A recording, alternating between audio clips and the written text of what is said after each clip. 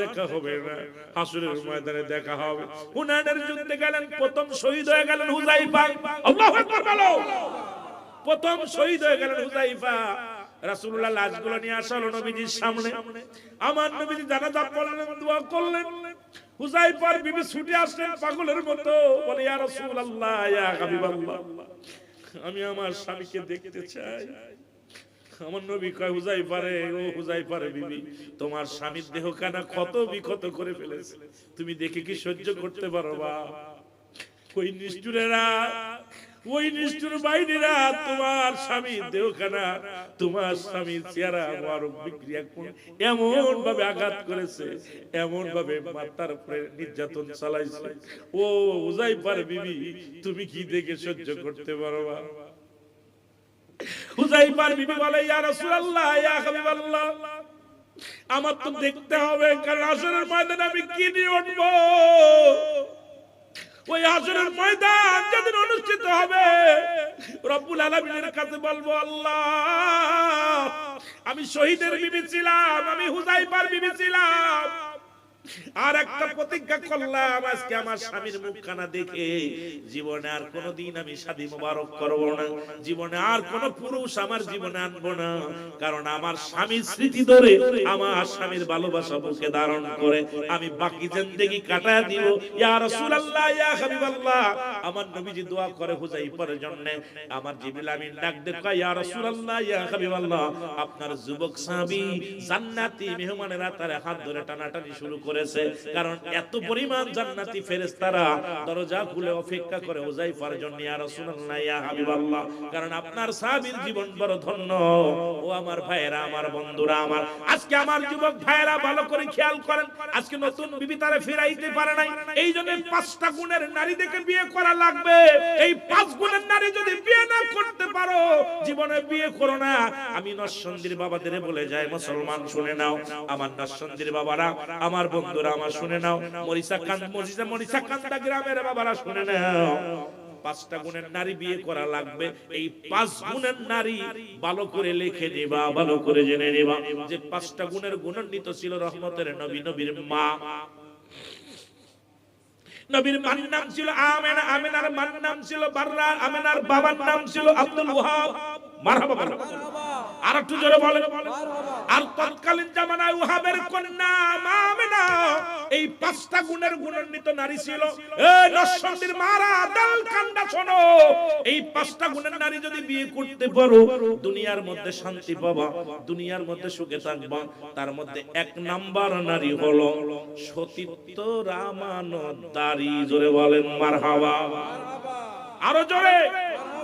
আমার মন বলে এখন বাংলাদেশে 2-4টে পাওয়া যায় কিনা জানি না, সতীত্ব রামানদারী, মামাতো ভাই, খালাতো ভাই, ফুফাতো ভাই, সর্বনাশ করে দিচ্ছে। যাদের চেহারা দেখা হারাম, পৃথিবীর মধ্যে যাদের সঙ্গে দেখা দেয়া হারাম, তাদের সঙ্গে বিয়ে করা মুসলমান শুনে নাও জায়েজ, যাদের সঙ্গে বিয়ে করা জায়েজ, বিয়ে করা হারাম, তাদের সঙ্গে দেখা করা জায়েজ। সুতরাং মামাতো ভাইয়ের চেহারা দেখা হারাম, খালাতো ভাইয়ের চেহারা দেখা হারাম, জ্যাঠাতো ভাইয়ের চেহারা দেখা হারাম। আবার আপনাদের এলাকায় কিছু ধর্ম নারী নিয়ে ব্যবসা করে, মাঝে মাঝে দেখি ফেসবুকে মুরিদ বানায়, সাড়ে জোরে কোন ঠিক কিনা?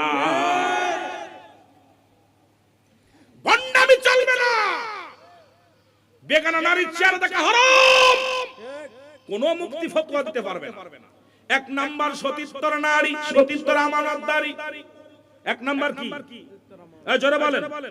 1 নাম্বার সতীত্বর আমানতদারী। 2 নাম্বার হলো পর্দাশীলতা নারী, নামাজ যেমন ফরজ, পর্দাও তেমনি ফরজ। লেখে নেন ভালো করে, পর্দাশীলতা নারী। আমার বাবারা, আমার বন্ধুরা আমার শুনে নাও। 3 নাম্বার হলো এই পৃথিবীর মধ্যে আমলদারী নারী, যেটা মুসা পয়গম্বর সুলাইমান বিয়ে করার জন্য পত্র লিখলেন, সারা পৃথিবীর মধ্যে ছড়িয়ে দিলেন, আমি পয়গম্বর সুলাইমান বিয়ে করব। কিন্তু 5টা গুণের নারী পায় না, 4টা গুণের নারী পেয়েছিল। এই জন্য সুলাইমান পয়গম্বর বড় আফসোস করেছিল, আইরে মানুষ, অদ্য পৃথিবীর খলিফা আমারে বানাইলো আমার আল্লাহ, কিন্তু এই 5টা গুণের নারী পাইলাম না। এ যুবকেরা শুনে নাও, 3 নাম্বার হলো আমলদারী নারী। এই পৃথিবীর মধ্যে যদি কোনো আমলধারী নারী বিয়ে করতে পারো, যদি কোনো পর্দাশীলতা নারী বিয়ে করতে পারো, জীবনেও সে বৈরাবে যাবে না, কোনোদিন ওই মর্যাদা যাবে না, কোনোদিন সে কোনো মার্কেটে যাবে না, বেগানা পুরুষের হাত ধরবে না, বেগানা পুরুষের সঙ্গে চলাফেরা করবে না, পৃথিবীর মধ্যে বাবা মায়ের মুখ হাসাবে না, স্বামীর কষ্ট দিবে না, স্বামীর হক নষ্ট করবে না। এই দুনিয়ার মধ্যে এমন নারী যদি তোর জীবনে আমার জীবনে একটা হয়ে যায়, ওই ঘরের মধ্যে শুধু শান্তি আর শান্তি। জোরে জোরে চিল্লায় বলেন ঠিক কিনা। 4 নাম্বার হলো মুসলমান রূপবতী গুণবতী। 4 নাম্বার কি? রূপবতী গুণবতী। এই দুনিয়ার মধ্যে যদি কোনো গুণবতী রূপবতী এই 4টা গুণের নারী হয়, জীবনেও স্বামী যদি 20 বছর বিদেশে থাকে তবু স্বামীর হক নষ্ট করবে না। এরে দাইসা দেখি বিদেশে গেলাইয়া দেখি বউ পাই না, জোরে কোন ঠিক কি? এখন এমন বউ এই 4টা গুণ না থাকার কারণে এখন আমরা ধলা চামড়ার পাগল, ধলা চামড়া পাইলেই পাগল হয়ে যায়।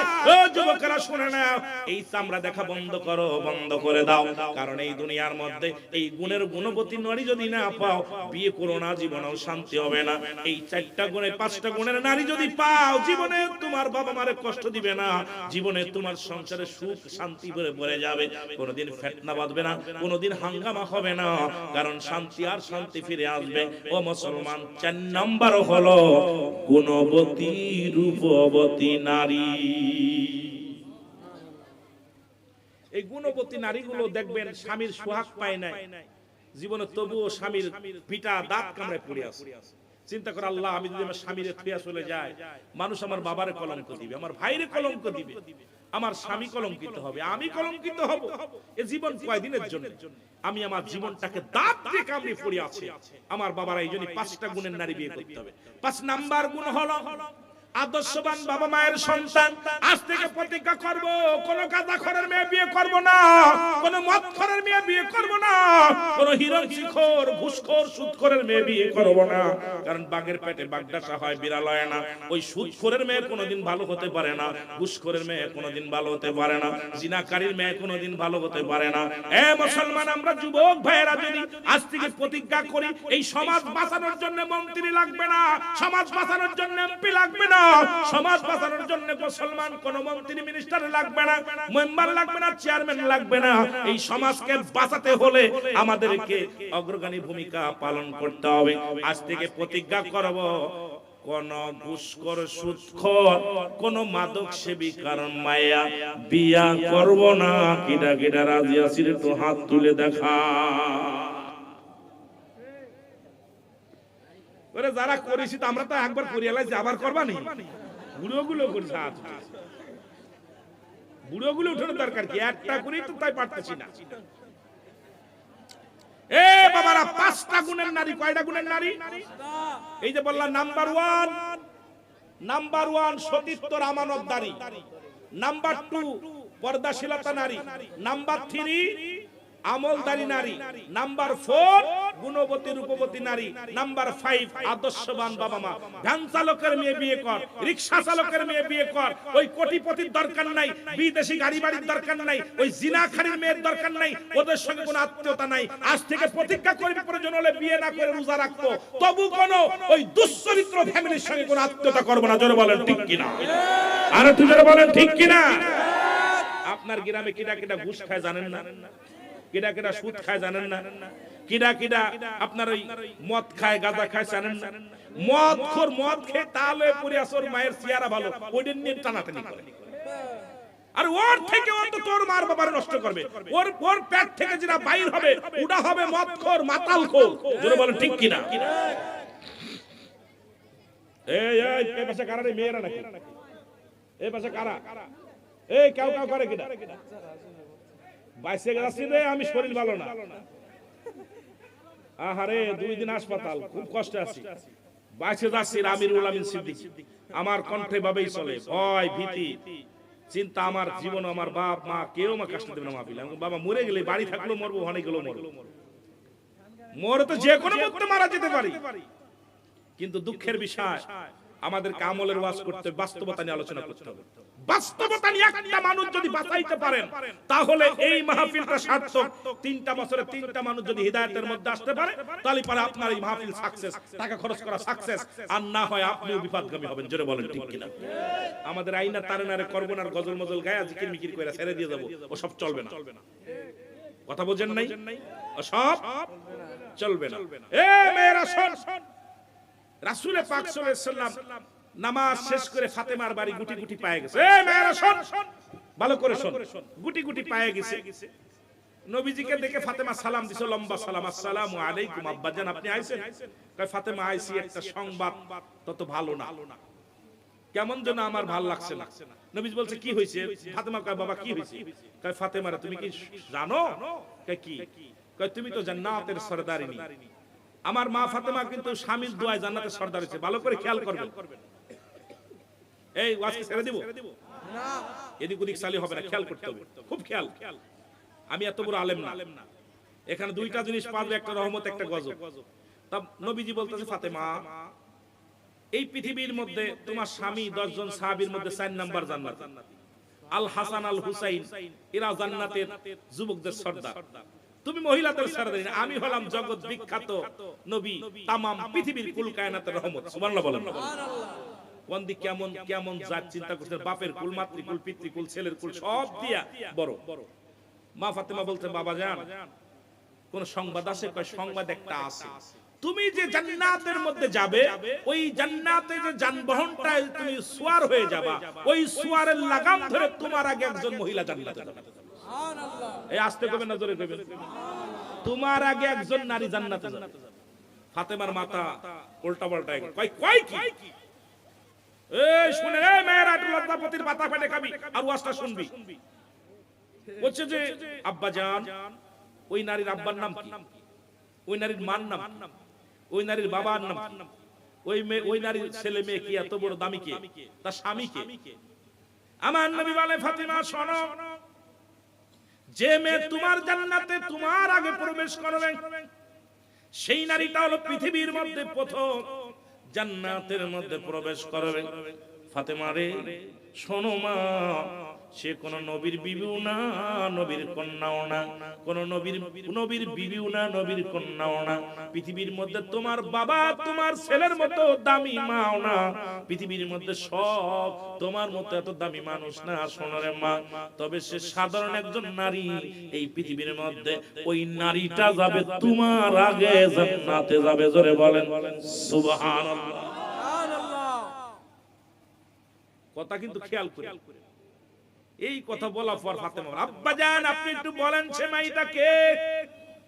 নবীজি বলেন ফাতেমা রে, ওই যে দেখো পাহাড়, এরপরে বিশাল মরুভ্রান্ত, ওই মরুর বুকে ছোট্ট একটা কাঠুরিয়া ঘর, ওই ঘরের মধ্যে বাস করে কাঠুরিয়ার বিবি, নাম হলো জামিলা। মারহাবা বলা যাবে না? ও মা ফাতিমা, ওই জামিলা তোমার আগে জান্নাতের ভিতরে প্রবেশ করবে, কারণ যে যানবাহনে চড়িয়া তোমাকে নিয়ে যাবে, ওই যানবাহনের লাগাম ধরবে ওই মেয়েটা, ধরে প্রথম পা রাখবে জান্নাতের মধ্যে। মা গো, ওই মেয়েটার নাম হলো জামিলা। ফাতেমা সারা রাত ঘুম নাই, ওই কি আমার আগে জান্নাতে যাবে, আর আমার ছেলের এত দাম, আমার স্বামীর এত দাম, আমার বিবির, আমার সব থেকে আমি দামি মানুষ, আর আমার আগে জান্নাতে যাবে, এটা শুনলেও তো কষ্ট হয়। জোরে বলেন ঠিক কিনা? আমার বন্ধুগণ, আমার গভীর মনোযোগ, কয়টা বল? আয় হায়, আড়াইটে বেজে গেছে, এই তো ছেড়ে দিব ভাই। কষ্ট হচ্ছে আপনাদের? একটু মহিলাদের একটু দিয়ে যায়। নরসিংদীর খালি মহিলা খালি বাজারে বাজারে ঘুরে তো কিছু, এই জন্য কিছু কর দরকার। জোরে বলেন ঠিকই নাকি? হ্যাঁ, আরো বলো অনেক মা বোনেরা আছে। আমার মা বোনেরা শুনে নাও, এবার জামিলা, ওই জামিলা দেখার জন্য সারা রাত ফাতেমা সারা রাত চিন্তা আছে কখন সকাল হবে, ওর চেহারা দেখবে এত দামি মানুষটা কে, কি এত আমল করে, এত বংশ পরিচয় কি, আমার দেখার দরকার। সকালে ফজরের নামাজ শেষ করে জামিলা গুটি গুটি পায়ে জামিলার ঘরের মধ্যে হাজির হয়ে গেছে ফাতিমা। সালাম দা, আসসালামু আলাইকুম বোন। জামিলা রে, ও জামিলা। ভিতর থেকে আওয়াজ আসে, ওয়ালাইকুম আসসালাম বোন ফাতিমা। জোরে জোরে চিল্লায়া বলা যাবে না মারহাবা। আসসালামু আলাইকুম হালাল ভাই। ওয়ালাইকুম আসসালাম, তুমি কে? আমি ফাতিমা। আপনি কি জামিলা? বলে জি। কয় বোন একটু দরজা খোলো, তোমার সাথে কিছু আলাপ আছে। এই ওঠ ওঠ ওঠ ওঠ, এই ছেড়ে দিবা। আপনার সঙ্গে কিছু আলাপ আছে। জামিলা বলে, বোন আমি আপনার কাছে ক্ষমা চাই। আপনি আমার সঙ্গে সাক্ষাৎ করতে এসেছেন, কথা বলতে এসেছেন, আমার কোনো কষ্ট নাই, দুঃখ নাই। তবে একটা কথা শোনেন, আমি আপনার সঙ্গে দেখা করতে পারবো না, দরজা খুলতে পারবো না। ফাতেমা কয়, জামিলা রে, কেন? তুমিও মেয়ে, আমিও মেয়ে, আমার সাথে দেখা করার কি আসে যায়? কারণ আমার সাথে কথা বলবা, এর জন্য তোমার অসুবিধা কি গো? ও বোন ফাতিমা, কারণ আমার স্বামীর কাছ থেকে অনুমতি নেওয়া নাই, আমার স্বামীর অনুমতি নিব আগামীকাল। আপনি দয়া করে আসবেন, আগামীকাল আমি অনুমতি নিয়ে রাখবো, আপনাকে আমি দরজা খুলে দিব, আপনি আসবেন, আপনার সঙ্গে আলাপ করব। কারণ আমার স্বামী বাজার, আমার স্বামী কাঠ কাটতে গেছে জঙ্গলে, কারণ আমার স্বামীর থেকে অনুমতি নেওয়া নাই। যতই আপনি মেয়ে হন না কেন, আপনার সঙ্গে দেখা করার কোনো এখতিয়ার আমার নাই। আস্তে কইতেন না, বাড়িতে কইবেন সুবহানাল্লাহ, বাড়িতে শুয়ে শুয়ে কইবেন। ফাতেমার মেজাজটা একটু খারাপ। কই কই আইরে, ও মেয়ে আমি মেয়ে, দেখা করলো না, ঘটনাটা কি? ও স্বামীর অনুমতি নাই বলে দেখা করতে। পরের দিন মুসলমান সকালবেলা ফাতেমা রওনা দিল। পিছন থেকে হুসাইন রাদিয়াল্লাহু তাআলা ডাকতে বলে, আম্মু আমাকেও নিয়ে যান। তখন হুসাইনের বয়স 4 বছর। কয় বছর? জোরে বলেন, কয় বছর? হুসাইনের বয়স 4 বছর। ডাকতে বলে, আম্মু গো আমাকে নিয়ে যান। আমিও যাব, আমাকে নিয়ে যান। ফাতিমা কোলের মধ্যে করে ছোট ছেলে, একবার হাত ধরে আবার কোলে নেয়। এই 4 বছরের বালক হুসাইনকে সঙ্গে করে নিয়ে চলে গেলেন। মুসলমান শোনো, সালাম দা, আসসালামু আলাইকুম জামিলা। ওয়ালাইকুম আসসালাম বোন ফাতিমা, আপনি আইছেন গো? বলে হ্যাঁ। কয় জামিলার দরজা খোলো। কয় না অসম্ভব বুনডে, আমি দরজা খুলতে পারবো না। কয় কেন খুলবা না? তুমি তো গতকালকে বলেছিলে আজকে আসলে দরজা খুলবা, কথা বলবা, দেখা করবা। বুনডে, গতকাল অনুমতি নিয়েছিলাম আপনার সঙ্গে দেখা করব, আজকে আপনার সঙ্গে যে আছে ওর সামনে আমি যেতে পারবো না। ডাকতে বলে, বোন, ও বোন জামিলা, যে আমার সাথে আছে সে আমার কলিজার টুকরা সন্তান, আমার হুসাইন। আমার মা জামিলা ডাকতে কয়, ও বোন ফাতিমা শোনো, ইসলামের বিধান কি তুমি ভুলে গেছো? কারণ যদি কোনো ছেলে সন্তান হয় 2 বছর দুধ পান করতে পারবে, যদি মেয়ে সন্তান হয় 2.5 বছর দুধ পান করতে পারবে। সুতরাং তোমার হুসাইন 4 বছর বয়স, সে আমার অঙ্গ প্রত্যঙ্গ সব দেখে চিনে ফেলবে। সুতরাং আজকে সন্তান নষ্টের মূল হলো আমরা। এ দুনিয়ার মুসলমান শুনে নাও, বুনডে আমি তোমার কাছে ক্ষমা চাই, আমি তোমার সঙ্গে যাইতে পারবো না, আমাকে maaf করে দিবা। হুসাইন রাদিয়াল্লাহু তাআলার মা আম্মা জান ফাতেমা তো জোরা ডাকতে বলে, বোন জামিলা, এই কারণেই তুমি আমার সঙ্গে হইয়া, আমার সুয়ারিনী হইয়া, ও বোন জামিলা রে, আমার সুয়ারের লাগাম ধরে টানতে টানতে তুমি আমার আগে জান্নাতে যাওয়া।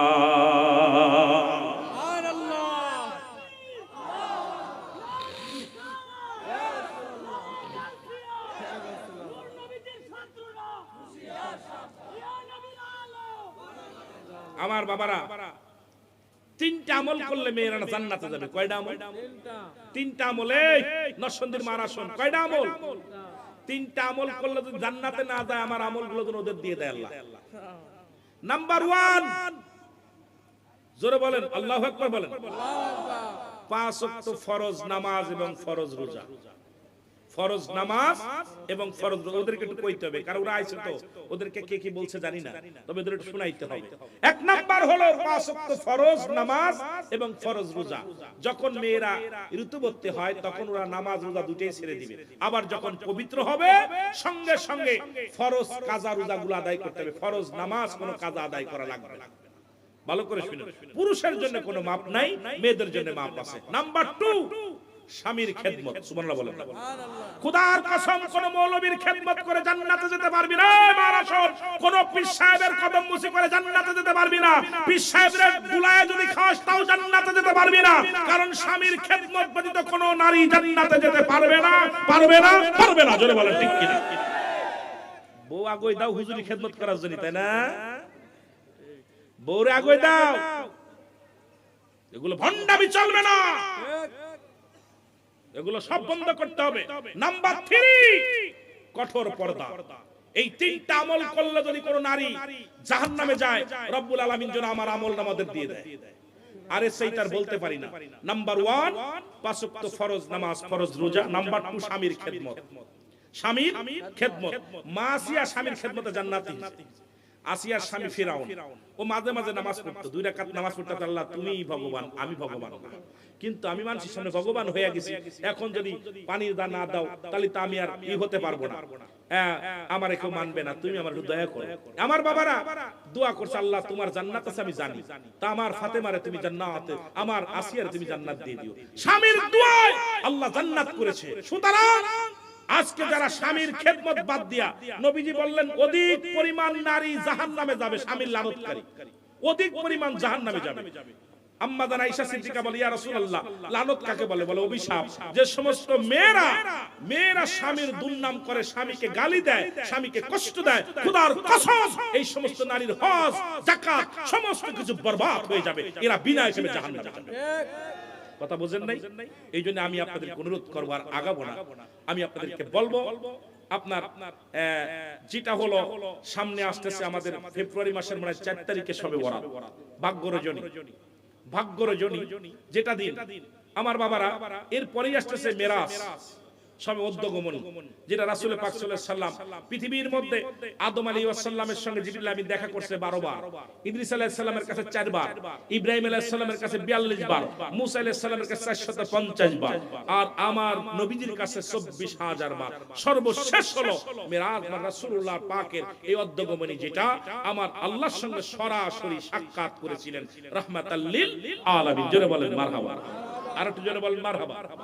ওখান থেকে ঘুরে জান্নাত দেখছে, জাহান্নাম দেখছে, কথা হয়েছে কতন এইরকম পাশাপাশি বসে কথা হয়েছে।